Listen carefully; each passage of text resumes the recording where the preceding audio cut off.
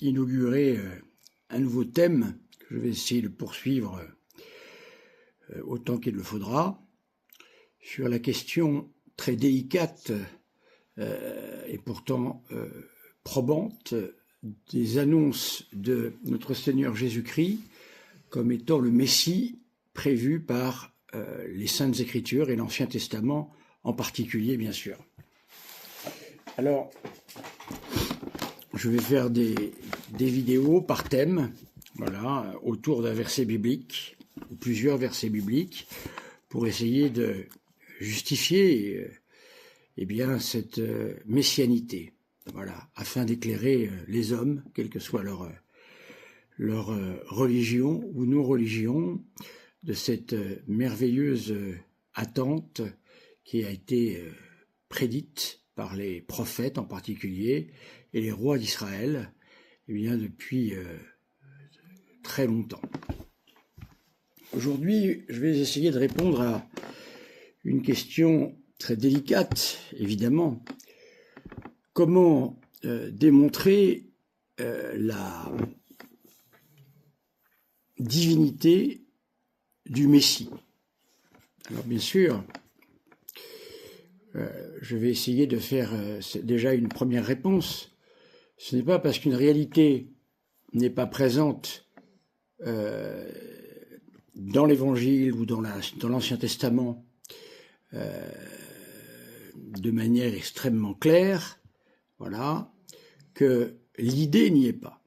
Voilà, il peut y avoir une idée qui n'est pas établie de manière très claire et écrite, comme si la Bible était un manuel. La Bible n'est pas un manuel. La Bible, c'est d'abord une bibliothèque.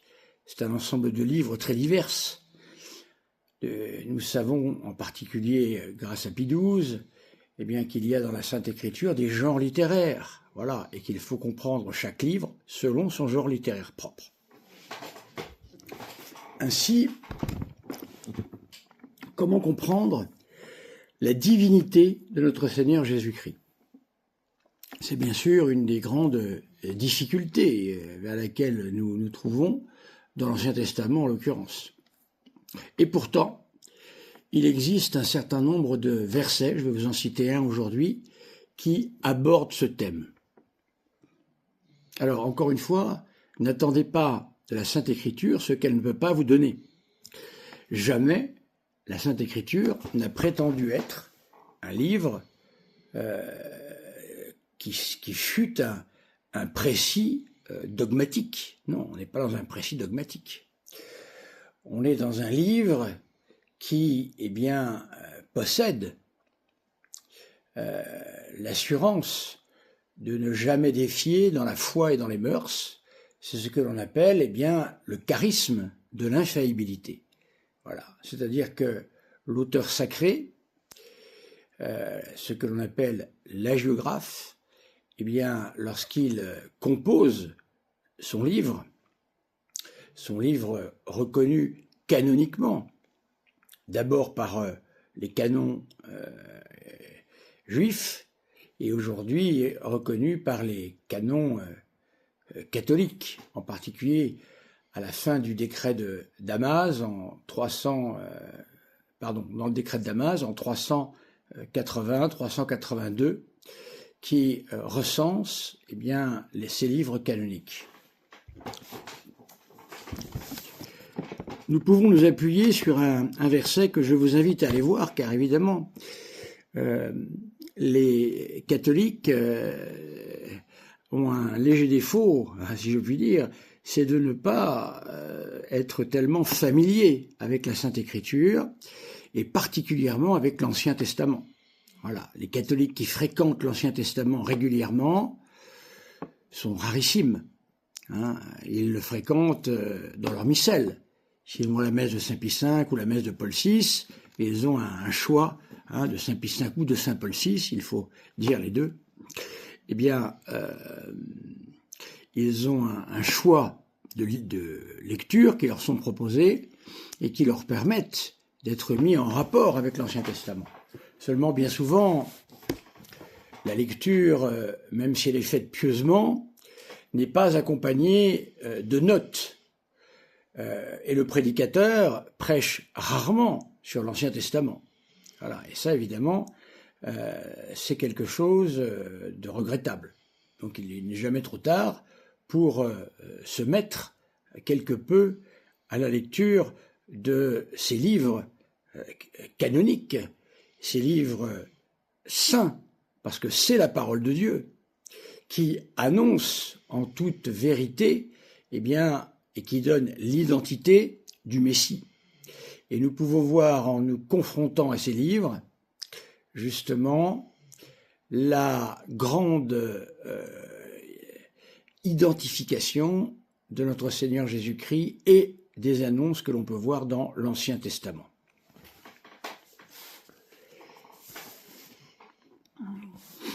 Alors, je profite également de ces cours, enfin ce n'est pas des cours mais des petites instructions, pour montrer combien le dernier concile du Vatican, eh bien, demande un certain nombre de choses qui, pour l'instant, n'ont pas été encore appliquées, n'ont pas pris la mesure qu'elles devaient prendre, ou alors malheureusement, en un certain temps, ce que l'on a appelé le métaconcile, eh bien, n'a pas été directement ce que le concile, dans ses textes, demandait. Ainsi, si nous prenons le décret du Concile Vatican II sur l'apostolat des laïcs, qui connaît ce décret, je le demande, voilà, nous voyons que ce concile n'est pas un problème, mais il est la solution. Voilà. Car si cette solution, depuis 1965, avait été mise en œuvre activement, aujourd'hui, nous aurions certainement les moyens qui nous manquent tellement aujourd'hui. Ainsi, le Concile Vatican II rappelle, voyez-vous, que les laïcs, les fidèles laïcs, ont une vocation à l'apostolat, c'est-à-dire non pas à être remplaçants des prêtres, pas du tout, ça n'a jamais été demandé du tout par le Concile, ça vous l'imaginez bien, mais d'être au contraire, eh bien, des acteurs actifs, justement, le terme acteur, des acteurs actifs de l'évangélisation, en étant des coopérateurs des prêtres, en sachant garder la place de laïcs qui coopèrent avec des prêtres, le prêtre représentant toujours, bien sûr, le Christ tête, évidemment. Alors donc, il est demandé aux laïcs de se former, évidemment. Nous voyons aujourd'hui le grand manque que nous avons à ce niveau-là. Alors, nous pouvons voir qu'il nous est dit que au chapitre 1er, pardonnez-moi, je cherche un numéro, c'est pour ça que je vous fais un petit peu attendre. Voilà. Les laïcs tiennent de leur union même avec le Christ-tête, c'est-à-dire le Christ-tête, notre Seigneur Jésus-Christ, la Sainte Église catholique, et le Christ-tête représenté dans le ministère sacerdotal par le prêtre. Donc ça veut dire que les laïcs doivent posséder une grande union avec le prêtre. Les laïcs ne sont pas seulement des membres de l'Église qui viennent le dimanche à la messe, qui, après la messe, discutent entre eux, c'est très bien, sur le parvis de l'Église, très bien, et qui s'en vont. Non. Les laïcs, rappellent ou demandent le Concile Vatican II ici, doivent prendre une part, eh bien, de l'apostolat dans leur union avec le Christ-tête, c'est-à-dire notre Seigneur. Ils ont un devoir et un droit de se vouer à l'apostolat, qui a toujours été le cas dans l'Église primitive en particulier, et même par la suite. Quand on voit la conférence Saint-Vincent de Paul, eh bien, on voit bien à quel point les laïcs ont pris une part particulière à l'apostolat. Et cette part ne doit pas être simplement dans les œuvres de charité, mais également dans les œuvres intellectuelles. et même les œuvres de charité, doivent être fondées sur la partie théologique, bien sûr, hein, de ce que l'Église dit et enseigne. En effet, insérés par le baptême dans le corps mystique du Christ, fortifiés grâce à la confirmation par la puissance de l'Esprit Saint, ils sont députés à l'apostolat par le Seigneur lui-même. Voilà. Par les sacrements surtout, la Sainte Eucharistie leur est communiquée et est nourrie en eux par cette charité qui est comme l'âme de tout apostolat. Alors c'est très étonnant ici parce qu'on retrouve avec ce terme de l'âme de tout apostolat, le terme si cher à Don Chotard. Voilà, l'âme de tout apostolat qui rappelle que tout apostolat est fondé sur la connaissance, bien sûr, de la théologie de l'Église catholique, mais également, bien évidemment, c'est comme un débordement de la vie spirituelle. L'exercice de l'apostolat se fait dans la foi, l'espérance et la charité, que le Saint-Esprit répand dans le cœur de tous les membres de l'Église, bien plus par le précepte de la charité, qui est le plus grand des commandements du Seigneur.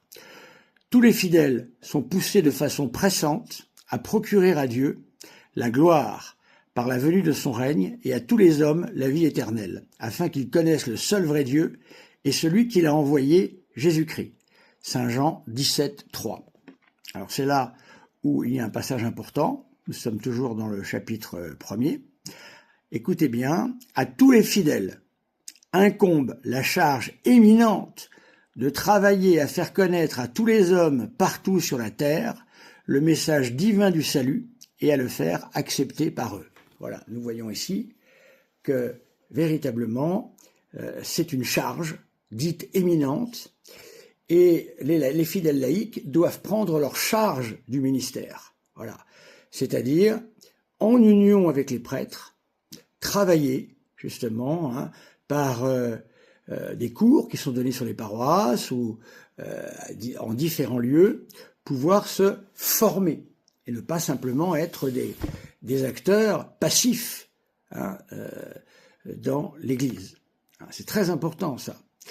Et peut-être que toutes les querelles que nous avons aujourd'hui, que nous voyons avec toutes ces revendications sur la question de la place des femmes, etc., n'auraient pas lieu si véritablement on faisait ce que l'Église demande, dans le dernier concile du Vatican, qui est, en fin de compte, la suite de Vatican I. Il n'y a pas de secret. Voilà. Donc vous voyez l'importance pour vous de travailler et d'écouter ce que les prêtres enseignent sur les questions les plus importantes. Alors je reviens à ma citation. Je disais que il fallait trouver dans l'Ancien Testament des références qui nous montrent combien il était déjà indiqué que le Messie était Dieu, sa divinité. Alors il nous faut aller ici dans le premier livre des rois, il nous faut aller au chapitre numéro 8 et il nous faut aller au verset 27. Voilà. Donc, je vous invite chez vous à vous munir d'une Bible, de la Sainte Écriture, Bible de Crampon, Bible de Jérusalem, Bible de Fillon, Bible de Letielleux. Toutes les Bibles sont bonnes, toutes ces Bibles-là que j'indique sont bonnes. Voilà. Selon que l'on veut des formes plus ou moins mises à jour, mais toutes les Bibles sont bonnes, bien évidemment. Les Bibles les plus récentes sont les plus au point quant à la recherche autour de la Sainte Écriture. Mais si l'on veut prendre la Bible Crampon, on prend la Bible Crampon, bien sûr. Moi-même, ici, j'ai la Bible Crampon. Voilà. Ce qui ne m'empêche pas d'aller voir la Bible Hostie-Trinquet. Voilà. Il ne faut pas être des doctrinaires. Il faut être des gens capables d'accepter que toutes les Bibles se complètent dans leur traduction. Voilà. Et ça, c'est très important de s'en souvenir. Alors, que dit ce passage ? Lisons-le et vous allez comprendre. Mais est-il vrai que Dieu habite sur la terre ? Passage étonnant. Je répète, mais est-il vrai que Dieu habite sur la terre ? Alors ici, évidemment, nous voyons qu'il y a un appel à la divinité du Messie. Voilà, c'est le roi Salomon qui annonce cela. Je répète le passage. Mais est-il vrai que Dieu habite sur la terre? Point d'interrogation. Voici que le ciel et le ciel des cieux, c'est magnifique. Voici que le ciel et le ciel des cieux ne peuvent vous contenir. Combien moins cette maison que j'ai bâtie. Voilà.